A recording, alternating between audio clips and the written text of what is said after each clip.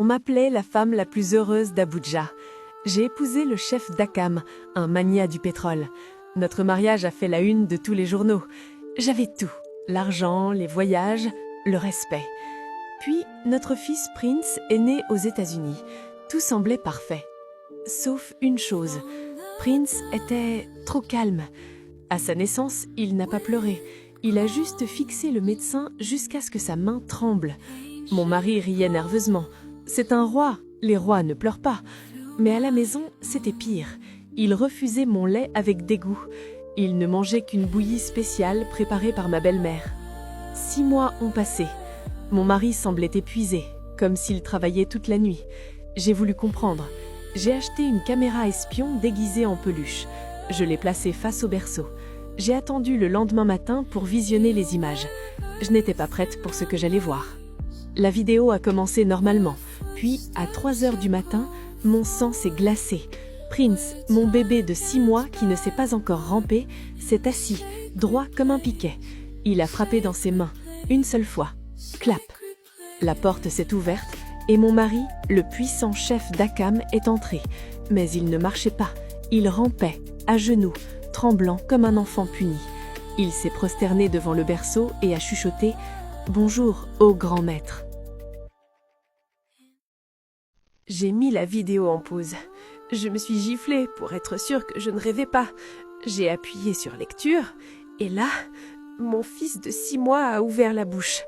Sa voix n'était pas celle d'un enfant, elle était grave, éraillée, comme le bruit de gravier qu'on écrase. Il a dit « Dakam, la cargaison est en retard. Pourquoi ?» Mon mari a bégayé « Pardon, grand-père, la fille s'est échappée. » Le bébé a froncé les sourcils. « Tu es inutile. Tu veux redevenir pauvre? Tu veux retourner vendre des gâteaux dans les embouteillages ?» Mon mari a sangloté. « Non, pitié, papa, non. » Alors le bébé a pointé son petit doigt vers la caméra, vers ma chambre. « Alors apporte-moi la mère. Son sang est pur. Je la veux ce soir. » Mon mari a essayé de protester, mais c'est ma femme. Je l'aime. Le bébé s'est levé sur ses 2 jambes. Il a hurlé « L'amour, je t'ai donné l'argent pour l'acheter. Elle n'est qu'un réceptacle. Apporte-la-moi ce soir, ou c'est ta tête que je prendrai. » Mon mari a baissé la tête. « Oui, oui, maître. » La vidéo s'est arrêtée. Je n'ai pas fait de valise. Je n'ai pas pris ma voiture car elle est tracée. J'ai couru. Je suis dehors, dans la nuit noire. Je n'ai pas accouché d'un enfant, j'ai accouché d'un monstre. J'ai couru jusqu'à ne plus sentir mes jambes. J'ai évité les grandes avenues. À Abuja, tout le monde connaît la voiture de mon mari. J'étais seule, sans argent, pieds nus dans la boue. J'avais besoin d'aide, j'avais besoin de protection. J'ai vu une lumière bleue au loin, un poste de police. Je me suis précipitée à l'intérieur. J'ai tout déballé à l'officier. Mon mari veut me tuer. C'est le chef d'Akam. Il fait des sacrifices. L'officier a levé les yeux. Quand j'ai prononcé le nom d'Akam, son visage a changé. Il a souri, un sourire qui ne me plaisait pas. Il m'a dit « Asseyez-vous, madame. On va s'occuper de vous. » Il n'a pas appelé ses collègues. Il a composé un numéro direct. Je l'ai entendu dire « Allô, chef ? Oui, elle est ici.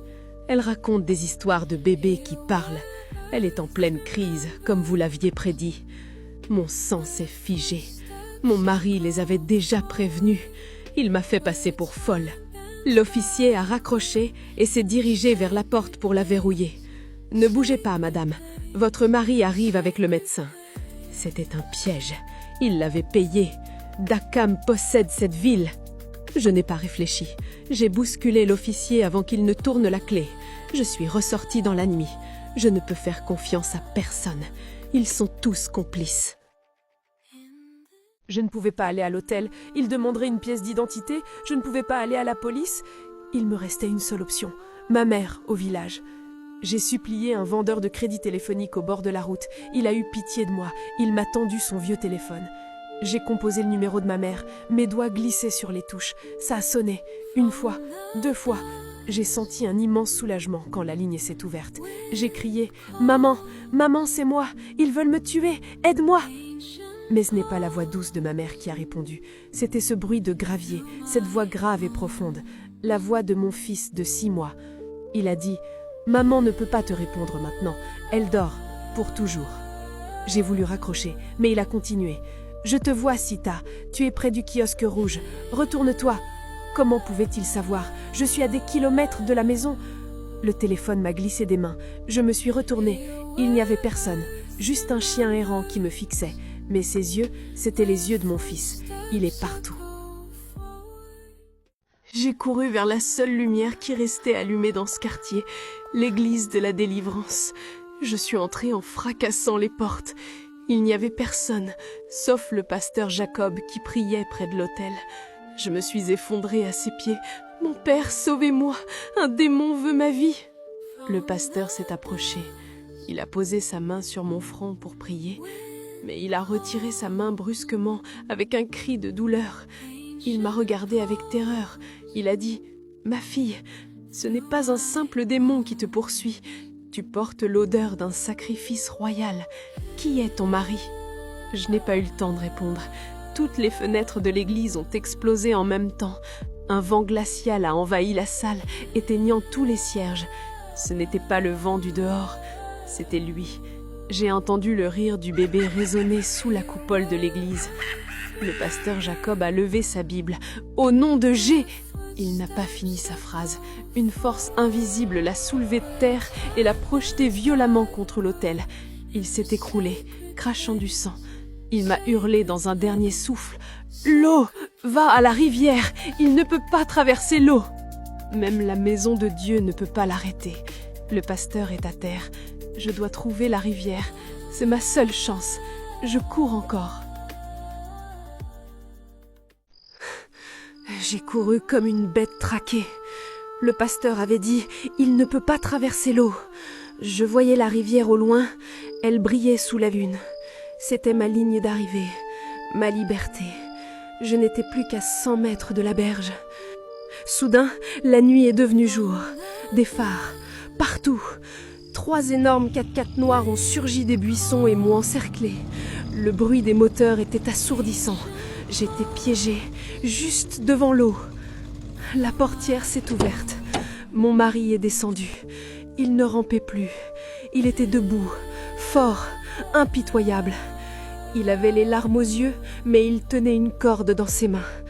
Il a dit « Pardonne-moi, Sita. C'est toi ou c'est moi.